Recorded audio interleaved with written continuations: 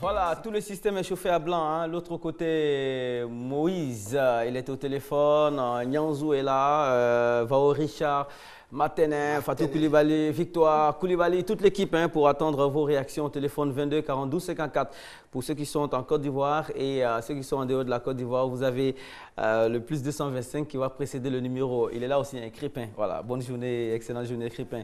Alors, le sujet du jour, l'émancipation est en mouvement, mais il existe des poches de résistance. Vous avez déjà donné des grandes lignes, il y a des poids et des entraves à l'émancipation de la femme. Est-ce qu'il s'agit d'entraves qu'on peut lever? Ça, c'est une autre question. On vous écoute alors. Alors, à combien de points tout à l'heure vous avez cité les entraves? Il y a la tradition, il y a l'éducation de la jeune fille, c'est-à-dire la scolarisation, il y a l'autonomie financière et puis les facteurs religieux et le facteur environnemental. D'accord. On commencera par... La tradition. La tradition. Alors, c'est la tradition à un certain niveau qui fait que la femme est tirée vers le bas. Oui, c'est-à-dire que dans la société traditionnelle, la femme devait comprendre qu'elle n'est pas l'égale de l'homme, qu'elle devait s'occuper, elle devait jouer un rôle de la mère nourricière, de la mère reproductrice, de l'humanité, et elle ne pouvait pas être l'égale de l'homme, et elle devait l'accepter ainsi.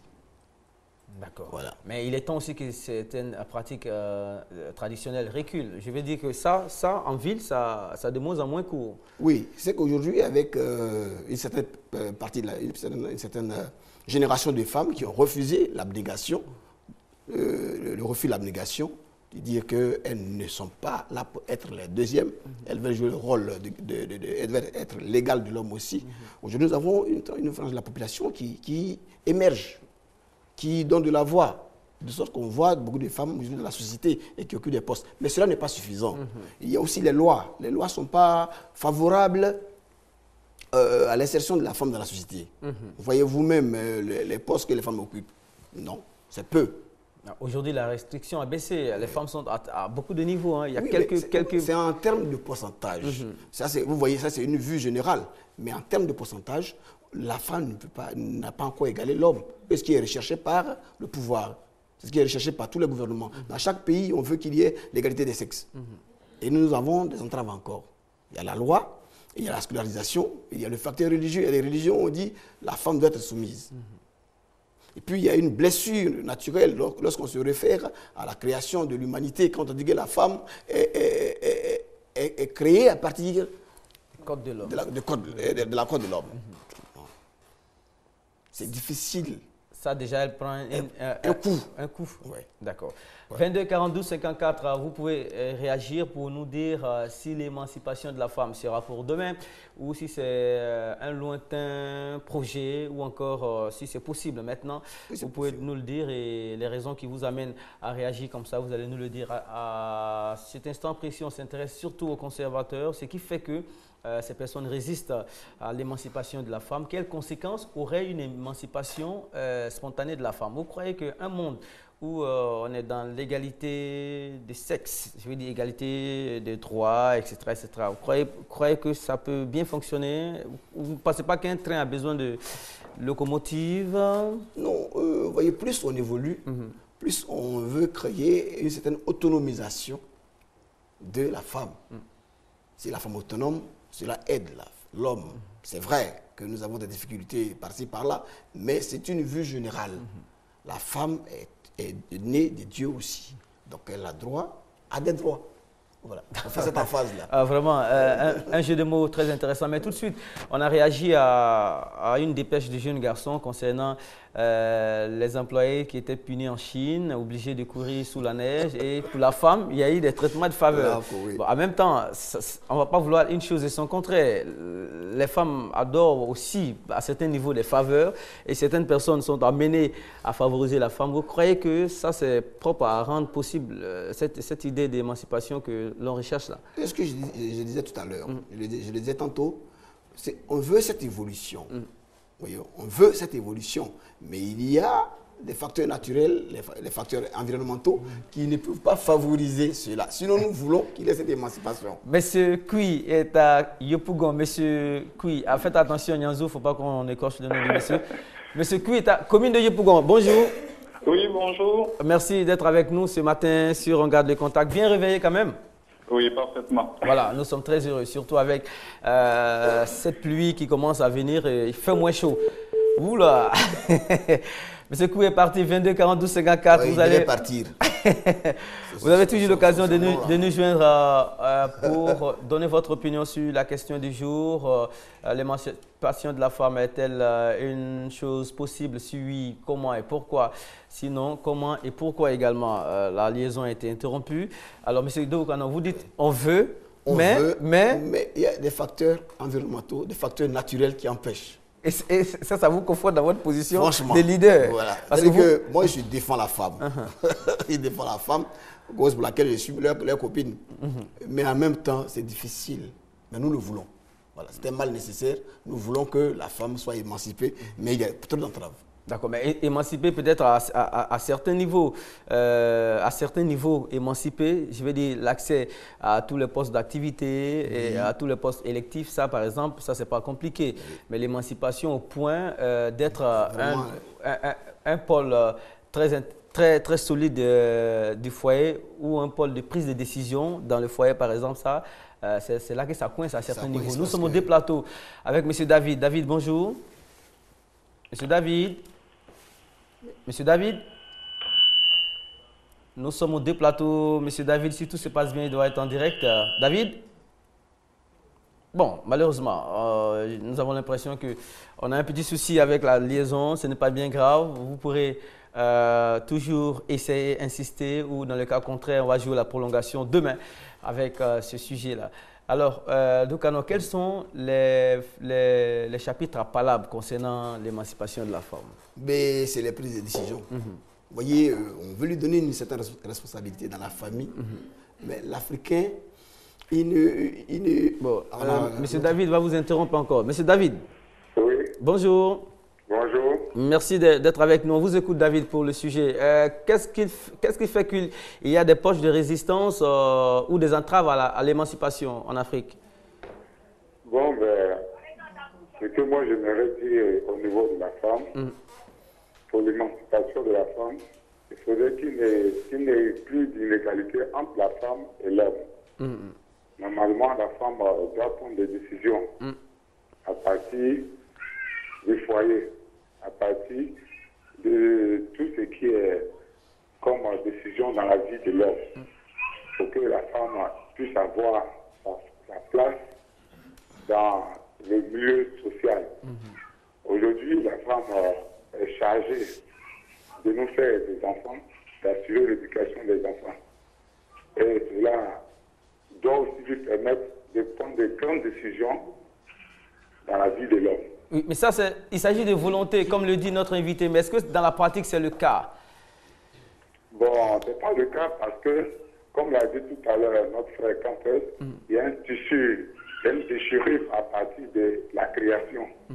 Parce que, déjà dans l'esprit de l'homme, il y a déjà une idée que la femme vient de la côte de l'homme. Si on prend cet esprit-là pour pouvoir gérer l'émancipation de la femme, cela ne peut pas aller. Et que nous devons essayer d'enlever cet esprit-là dans l'esprit de tout un chacun. Merci pour beaucoup. Que la femme ait réellement sa place dans le tissu social. Merci beaucoup. Merci, cher ami. Vous êtes vraiment droit. Monsieur Zongo nous appelle depuis Soubré. Nous sommes à Soubré, c'est dans le pays profond. Monsieur Zongo est en ligne avec nous. Monsieur Zongo? Oui. Vous allez bien? Oui, ça va. À votre niveau, l'émancipation, c'est une bonne chose? Oui, bien sûr, c'est une bonne chose. Une bonne chose, hein? Oui. On vous écoute alors. Qu'est-ce qui fait que certaines personnes sont sceptiques par rapport à ça? Bon, je voulais m'appuyer sur ce que dit votre invité. De toute façon, l'émancipation de la femme fait peur parce qu'il y a des femmes qui peuvent véritablement être voilà, c'est imposer une autre femme. Mais je crois que oui, c'est pas pour toutes les femmes. Et je pense qu'il y a un peu qui l'a touché, les difficultés aujourd'hui font que les femmes vont s'émanciper un peu de manière un peu plus obligatoire. Parce que je dis quand on regarde une famille. D'accord. Monsieur Zongo, on a un léger problème de confort d'écoute avec vous. Vous pourrez réessayer. On sait que votre argumentaire est très intéressant. Oui. Vous pouvez tenter à nouveau, hein, parce que c'est très intéressant. On va prendre un autre intervenant bien après. Vous serez certainement là. Monsieur Guéhi est à Yopougon. Monsieur Guéhi.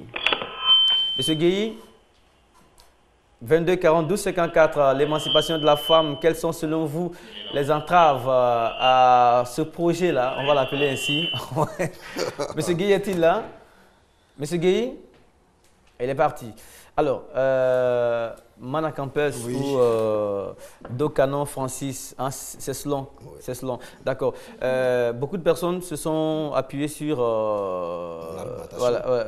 l'argumentaire qui disait que la femme vient d'une partie de l'homme et tout ça. C'est qu'il affaiblit d'avance.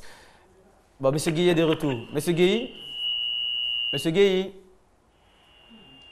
Bon, certainement la liaison, un petit problème. 22 42 54, commune de Yopougon, M. Guéhi, dernière tentative. Bon, ok, certainement demain vous pourrez intervenir sur le sujet parce qu'on jouera certainement la prolongation et on sera ici certainement avec une demoiselle Miss District. Voilà, on aurait voulu que vous rencontriez ici. On peut se croiser. Moi j'ai tué la péninsule. Bien, maintenant vous venez ici. D'accord. Alors, donc, alors, déjà, je vais dire, d'entrée, la femme est affaiblie par cette affirmation qui dit qu'elle est une partie de l'homme. Elle est une partie de l'homme.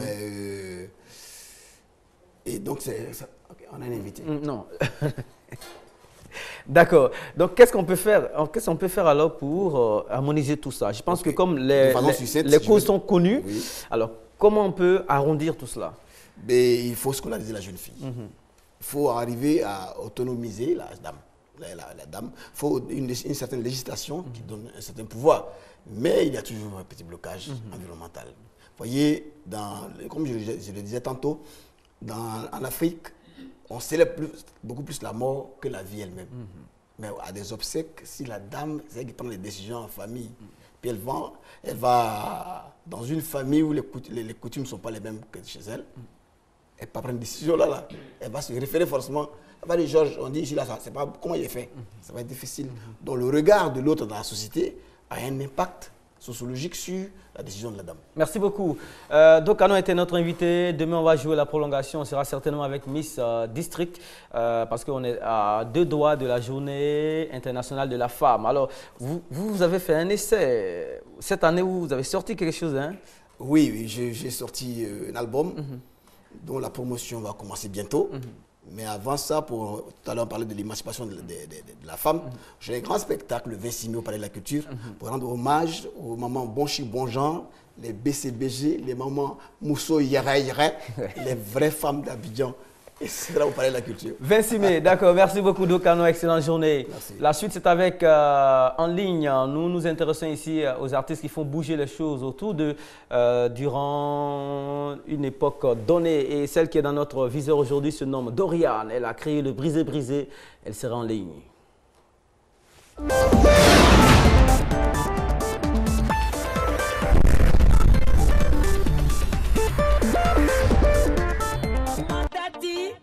Avec son gars des bouts brisés, Lieutenant Brou, la fleur de Papa Adjé. Doriane, à 48 heures de la journée de la femme, elle est avec nous. Doriane, bonjour.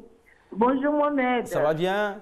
Ça va. Alors, dans cette composition, vous dites que quelqu'un, dès qu'il vous voit à la télé, n'arrive plus à dormir. C'est qui déjà? Ah, c'est celui qui se connaît là. D'accord. Alors, ça se prépare comme à la journée de la femme. Vous êtes à l'honneur et d'actualité. Comment vous accueillez généralement les 8 mars? Bon, ben, on s'apprête à aller fêter.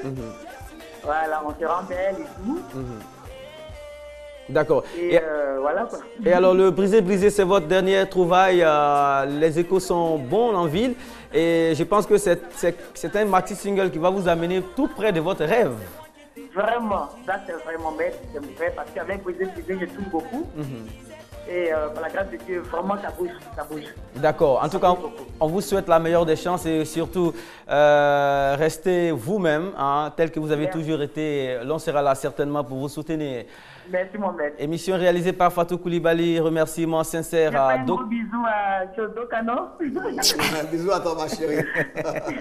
D'accord. Remerciements à Dokano, à toute l'équipe technique qui a travaillé sur cette émission, à Patrick Ndiakan et aussi, on vous donne rendez-vous demain sous le coup de 8 h pour un autre numéro de On garde le contact et on sera là avec le même sujet. Donc, préparez vos argumentaires. Qu'est-ce qui, selon vous, entrave l'émancipation de la femme en Afrique? Au revoir. Gros bisous à ma